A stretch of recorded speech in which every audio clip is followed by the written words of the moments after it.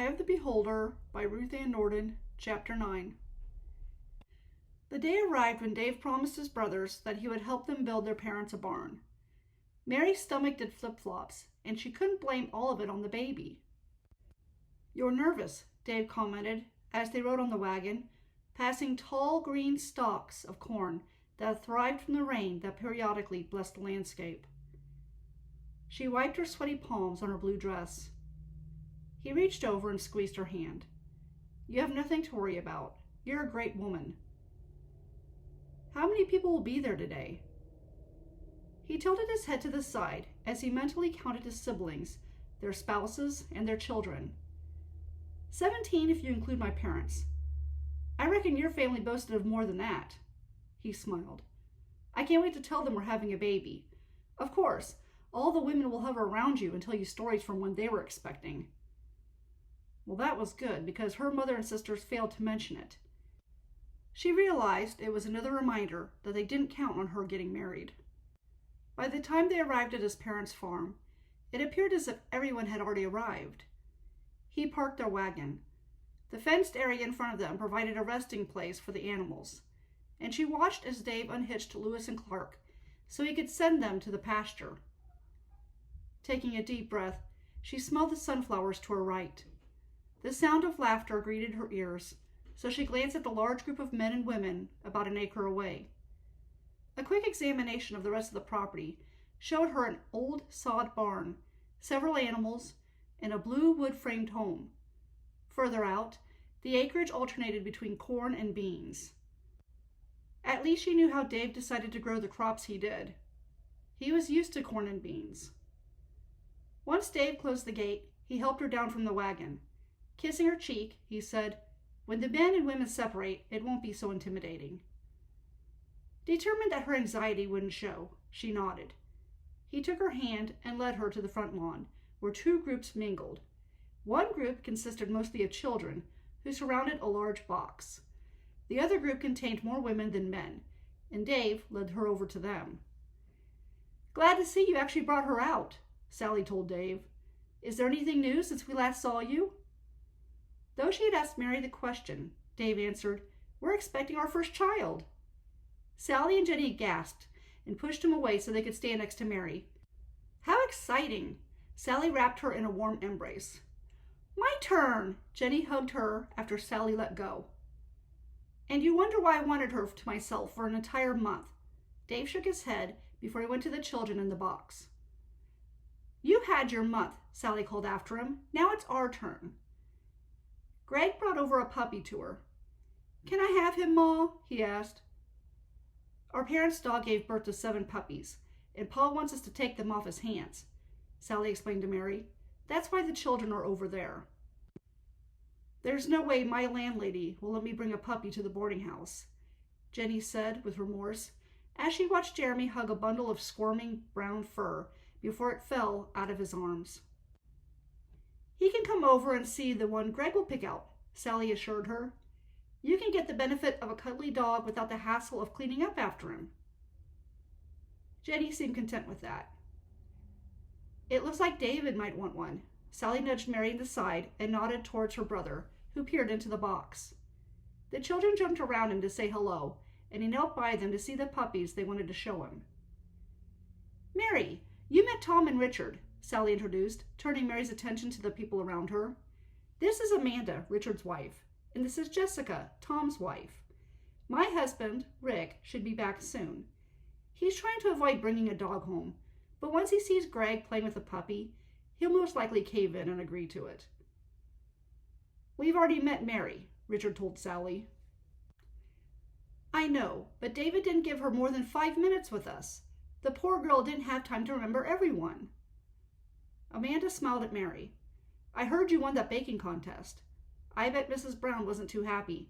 She's not used to losing." Mary shrugged. "She seemed to take it all right. She congratulated us." "Us," Sally chuckled. "You're the reason we won. I appreciate your willingness to share the spotlight, but the truth is, you were the winner that day. I can see why David gained that weight back." Jenny yelled out to Dave, "If you have a girl and she cooks as well as Mary, then you'll be a grand old blimp." No, he said, I have too much running around to do. I hope we have a boy this time, Tom inserted. I can mold him into my image. Though there's nothing wrong with girls, he quickly added, glancing at his wife. Jessica rubbed her pregnant belly. All I do is carry them. It's up to you to determine if it's a boy or a girl. Up to me, he asked. You spent 9 months making the baby. Can't you make one a boy? She glared at him. You've got to learn when to shut up. Richard shook his head at Tom. Sally nodded. I wouldn't be surprised if she clubbed you over the head with a rolling pin. Where's Joel? Jenny wondered. Tom looked relieved for the change in topic. He's finishing up with the chores, Richard answered. He slept in late, again. I hope he has more sense than to go into farming. He obviously hates it. One of the 8-year-old twin boys ran up to Richard, holding an excited puppy. Pa, can I have this one? Oh, how adorable, Amanda said, clearly won over by the creature. Yes, you can have one. Richard looked at Tom. I know when it's pointless to argue. He followed his wife and son to the box. We might as well join them, Sally said, leading Mary to the box as the rest of the group joined Dave and the kids. Mary noticed that Dave made an attempt to stand next to her, but Jenny and Sally hovered around her, so he gave up and turned his attention back to the puppies. Have you made a decision yet? Tom asked his daughters. This is a nice one. 4-year-old Nellie pointed to the brown and white mutt. He looks like a pirate, except he has a white patch over his eye instead of a black one. This one, her 2-year-old sister Patricia protested, pointing to another one. Those are fine puppies, Dave began, but that one is the best of the litter. Tom grimaced. The runt? Sure, Dave said. Just look at him. He's working twice as hard as the rest of them to get our attention. But he's small and weak, Tom protested. Dave shrugged. For now. But he'll grow up to be the best dog of all his brothers and sisters. With his motivation, he'll make an excellent hunting dog. Mary squinted in the sun so she could see his face. Hunting? Sure, Dave said. We have rabbits, squirrels, and deer on our land. They could be meat for a stew or a steak. His eyes lit up. Hey, what do you say, Mary? Would you like to bring this pup home? She hesitated to answer. The last thing she thought she'd be doing today was bringing a puppy home. He won't stay in the house, Dave continued. He'll stay out in the barn, so you won't have to worry about cleaning up after him. And he'll be a good friend for our child. Tom glanced at Richard and whispered, Leave it to Dave to pick the worst of the bunch. Though Dave didn't hear the sarcastic remark, she did. She frowned, realizing that she and this poor dog had something in common. He wasn't as attractive as the others in the box, but Dave wanted to take him home. Just as Dave had taken her home when no other man wanted her. Decision made, she nodded in Dave's direction. I think taking him is a good idea. Seeming pleased by her consent, he reached into the box and picked the runt out. What do you want to name him?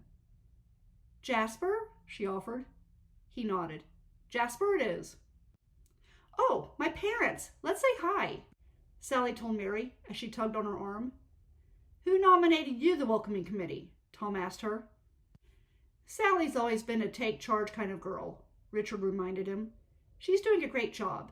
She's helping Mary feel at home in a sea of unfamiliar faces.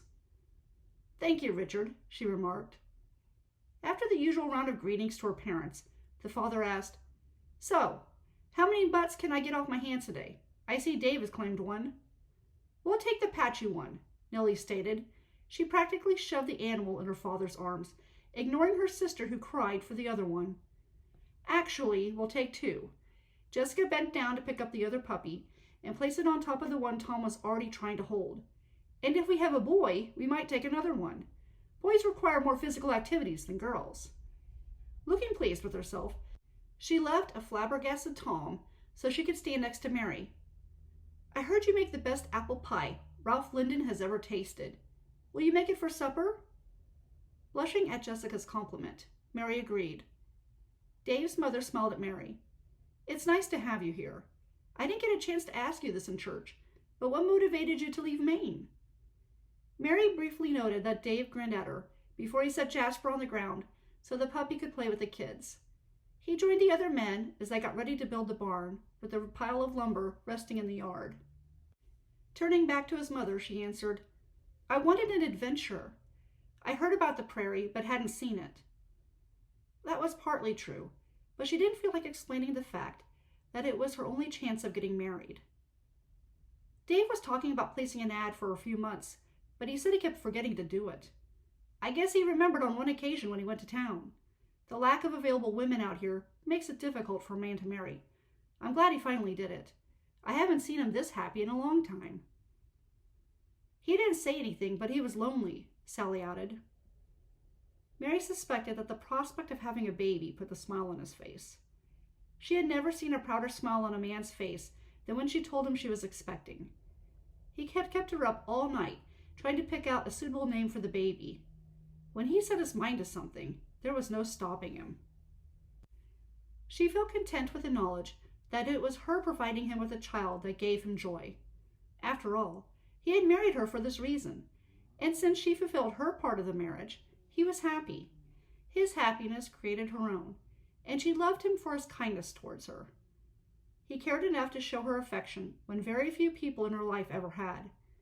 Being held and kissed filled her with a sense of belonging and peace that she hadn't known was missing from her life until she received it. She must be thinking of David again. Sally giggled, breaking Mary out of her thoughts. Blinking, Mary realized that his mother had asked her something. "I'm sorry," Mary said. "What is it?" The older woman smiled. "Would you like to come into the house?" "Yes, thank you." Mary returned her smile, enraptured that these women had indeed welcomed her into the family. During the noon hour, Mary completed her 2 pies, salad, and stew, and since she didn't relish the idea of sitting idly by when work could be done, she offered to take care of the dry linens that hung on the clothesline. The sheets and towels smelled fresh and clean, the sweet outdoor odor reminding her of times when she had helped her mother with the laundry. She decided that she would assure her parents that Dave treated her very well and that she was expecting her first child. Perhaps they would forget her unattractiveness as time passed. Deep down, they did love her, didn't they?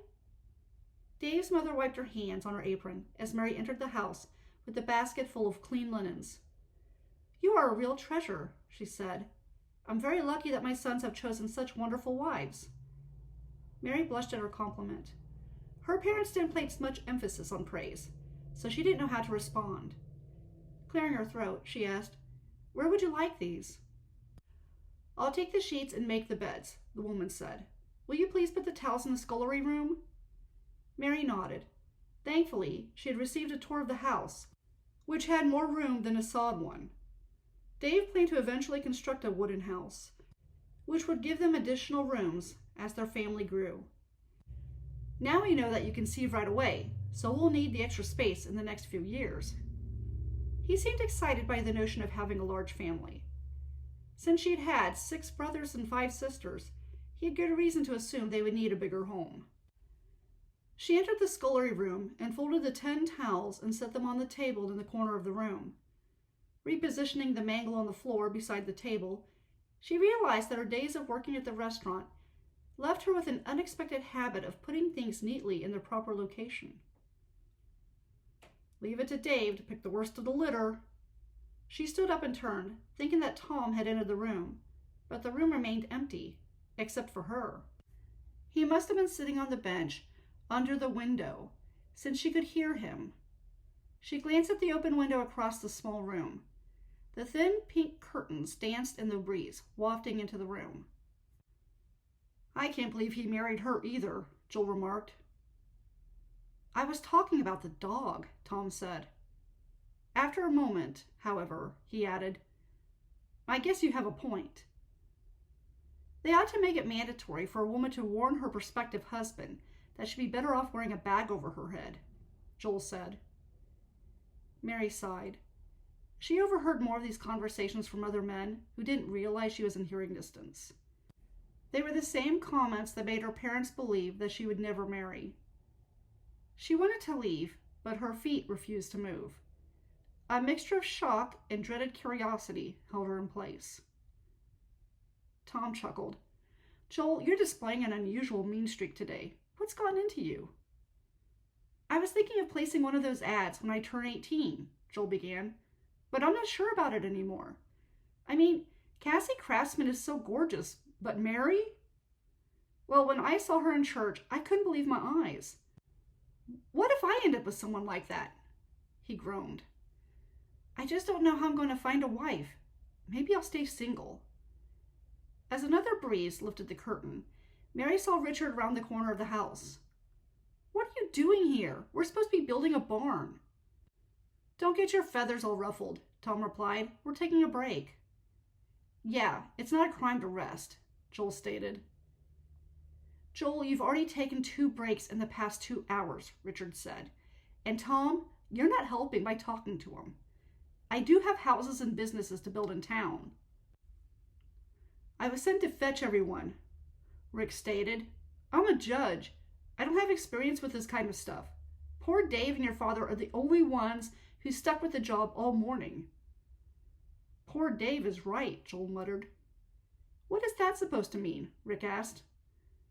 It means that he got cheated out of a decent-looking wife, Joel said. You mean Mary? Rick asked. Who else? She seems like a nice woman. I think he made a good choice. He said she was the best woman out of the 3 replies he got. He needs to start making better choices, Tom remarked. It's too bad she didn't send a picture, or he would have known how ugly she is, Joel added. She's not ugly, Joel, Richard argued. No, but she's not exactly pretty either, Tom quipped. You should see Neil's wife. Now there's a looker. There's more to a woman than beauty. Dave has good sense, Richard inserted. You can't always judge a book by its cover, Rick agreed. Tom snorted.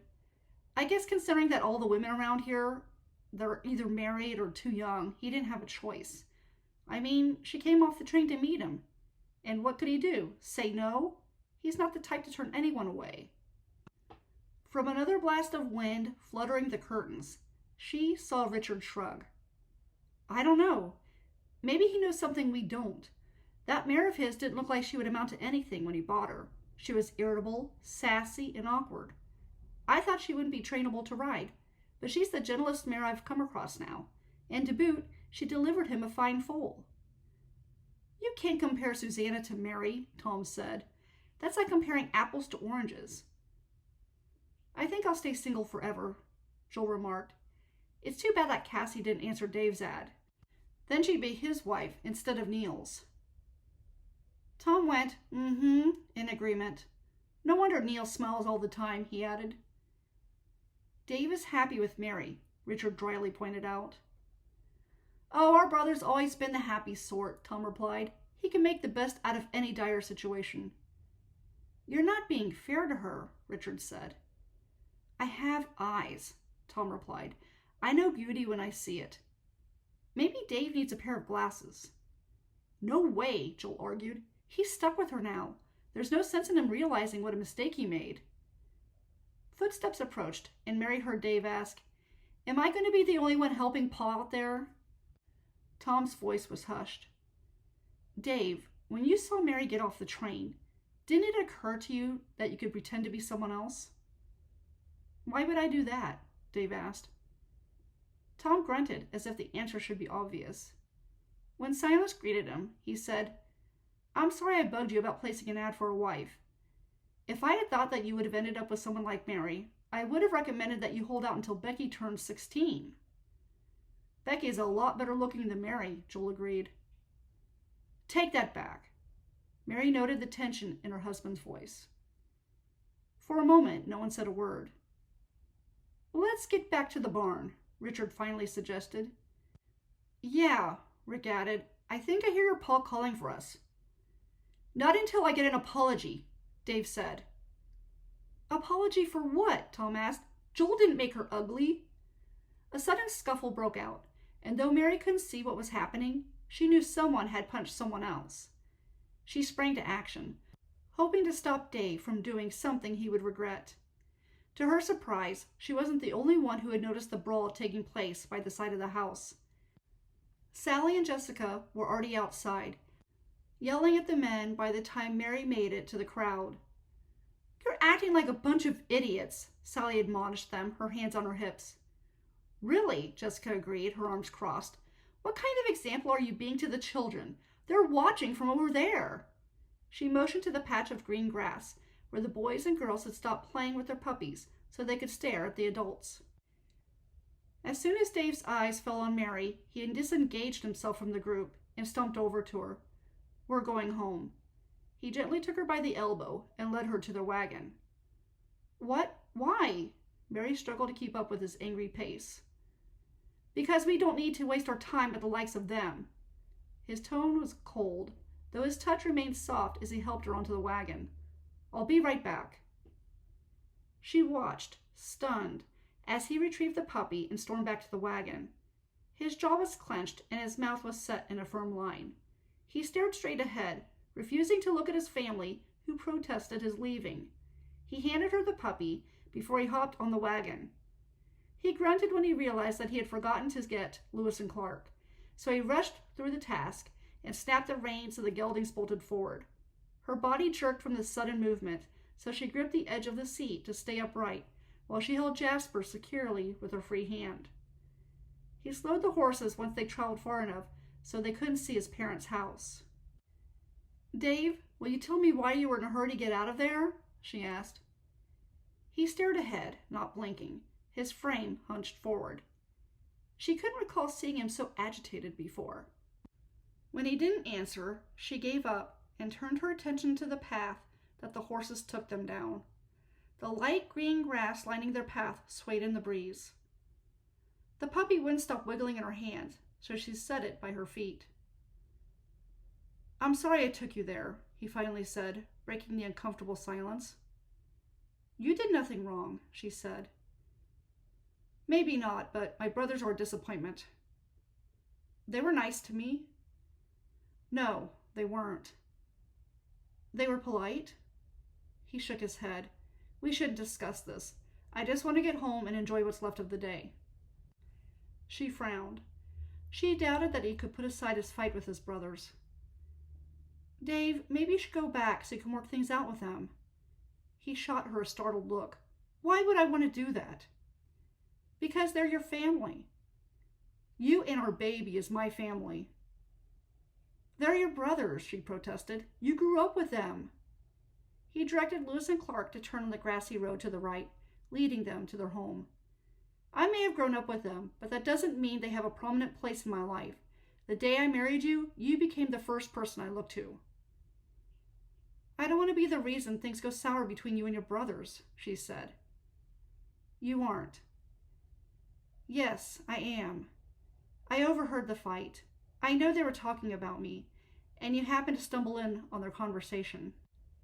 He groaned. "You were in the scullery room?" She nodded. "I'm sorry you had to hear that," he said. "I didn't take offense to what they said," she said, "and you shouldn't either. You can't blame someone for telling the truth. I know I'm not attractive."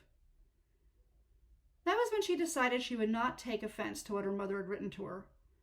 The experience with his brothers only confirmed that her mother had every right to have written what she did. Their sod house came into view.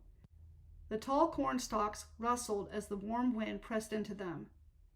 Dave waited until the geldings stopped in front of the barn before he turned to her, his expression incredulous. "I can't believe you said that." Her eyes widened at his sharp tone. "Said what?" "That thing that you just said." "You mean about me not being attractive?" He nodded, his eyes a steely gray as they examined her. She shrugged and focused on the puppy that nipped at her brown shoes. "It's the truth, Dave," she whispered. "I know I'm not pretty." "Who told you that you're not pretty?" he demanded, his voice loud despite the wind whipping around them. "There's a reason why I had to answer an ad for a man wanting a wife. I'm not the kind of woman who receives a gentleman's attention." He shook his head, bewildered. "Is that what life was like for you in Maine? People told you this all the time until you believed them?" "No one has to tell me. I can see myself in the mirror. I know what pretty looks like, and I'm not it." She looked at him, jutting her jaw forward. She didn't appreciate having to spell it out for him. It was enough to know what she was without having to vocalize it. "I can't believe my ears," he said. "I need to calm down before I say something I'll regret." He locked the brakes and jumped out of the wagon. "Will you at least eat something before you go?" she called out. He hadn't even eaten breakfast. "I can't eat when I'm upset." He didn't look in her direction. "I'll get to you later," he told the horses as he stormed off for the river. Stung by her husband's strange reaction, she wiped the tears from her eyes and slowly descended from the wagon. She reached for Jasper and set him on the ground. He yipped and playfully raced around the grass to check out his new surroundings. She didn't know what to do, but driving a wedge between Dave and his brothers bothered her. Resolving to put the matter behind her until she could solve it, she let loose and Clark free in the gated field where Jack, Susanna, and the foal welcomed them. Securing the latch, she went to the house to get food for the puppy. Dave ordered himself to calm down. Despite the swim in the cool river, his blood boiled in his veins. Mary wasn't ugly. His initial impression of her never told him that she was ugly. He had thought she might be on the plain side, but she had never been unappealing. He rested on the rock by the flowing river. He squinted, but not from the sun, since he sat under a shade of the large tree. Was she plain when he first saw her? He recalled the way that she stood as Neil talked to her. Her shoulders looked stiff, but her face had remained surprisingly neutral. She might not have been the most beautiful woman he'd ever seen, but she'd had a unique quality about her that drew him to her. No, she hadn't been plain. In fact, she was quite pretty. Upon closer inspection, he realized that her nose wasn't as big as it had seemed from a distance. Perhaps the tilt of her head when Neil spoke to her gave him the impression of an awkward nose. He shook his head. It didn't matter. Her nose was as unique and endearing as the rest of her. Her lips weren't that thin either. They were rosy and curvy. He did enjoy kissing her. Her hair smelled of lilac soap when he held her, and the strands felt so soft after she'd washed them. The adorable tight curls resisted any means of straightening them out. The feature that most delighted him were her eyes. He never saw eyes that displayed the most amazing blend of green and blue until he met her. Depending on her mood, they changed color. They seemed to darken when she got upset or aroused. They lightened when she was calm or cheerful. They were as interesting and intriguing as she was. Making love to her was something he anticipated. At times, the days seemed to drag on until he could caress her soft skin, seeking the womanly secrets that she carefully hid from his view. Was that why he wouldn't let him look at her when she was naked? She thought that she would not arouse him? She deserved to be appreciated, for she had the kind and gentle spirit of someone who would do anything for anyone if she was able to help them. He sighed. What his brothers, Neil, and other men said to her had been wrong, but sadly, she had accepted their appraisal of her without even questioning it. He didn't know if she would ever see herself the way he did. Perhaps she never would. Even if that happened to be the case, he had been too hard on her. Taking a deep breath, he stood up. He had to make things right. "Mary?" The soft voice sounded loud in the quiet house. Mary turned from rolling the dough to face Dave, who tentatively peeked around the door. She blinked. "What is it, Dave?" Was he sorry that he had married her? Did he realize that his brothers had been right? Did she only confirm those suspicions? He wouldn't send her away while she was expecting his child, would he? He shut the door on a barking Jasper and lumbered into the house, his hat in his hands. "I'm sorry for the way I talked to you." Thrown off guard, she hesitated. He set his hat on the end of the table and stood silent for a long moment. She wouldn't look down to make sure her trembling hands wouldn't drop the rolling pin. but something in Dave's intense stare made her focus on him. Her heart beat so fast, she swore she could hear it. He continued, "I don't like hearing other people talk badly about you. You're my wife, and when they insult you, they insult me. I guess I can't help what you think about yourself, but I don't have to listen to it from others." Good. He wasn't going to send her away. "You did nothing wrong," she said. "You don't need to apologize." She smiled before she returned to the dough. "I have stew in the pot, and these biscuits will be done shortly." He came up behind her, placed his hands on her shoulders, and whispered, "I don't care what they say, Mary. I think you're pretty." He meant those words, she realized, her shock stilling her movements. No one, not even her parents, had called her pretty. He pressed his lips to the side of her neck. His strong hands slid down her arms. "Will you come to bed with me?" Heat flooded her cheeks. "It's day." "I want to see all of you," he said. Despite her apprehension, she allowed him to bring her shaky hands to the water in the kitchen bucket so he could wash them with soap. He took his time, careful to remove the slightest traces of dough from her fingers. He reached for the towel and dried her hands. His hands settled on her hips before he turned her to face him. He bent forward and gave her a soft kiss. So then he takes her to bed, and afterward, she wrapped her arms around him and drew him close as he dozed off. She loved him more than she thought it was possible to love another human being. Her tension dwindling down, she closed her eyes and enjoyed the realization that he really did think she was pretty, and it didn't matter if he was the only one who would ever find her pleasing to look at, because his opinion was the only one that mattered. And that concludes Chapter 9.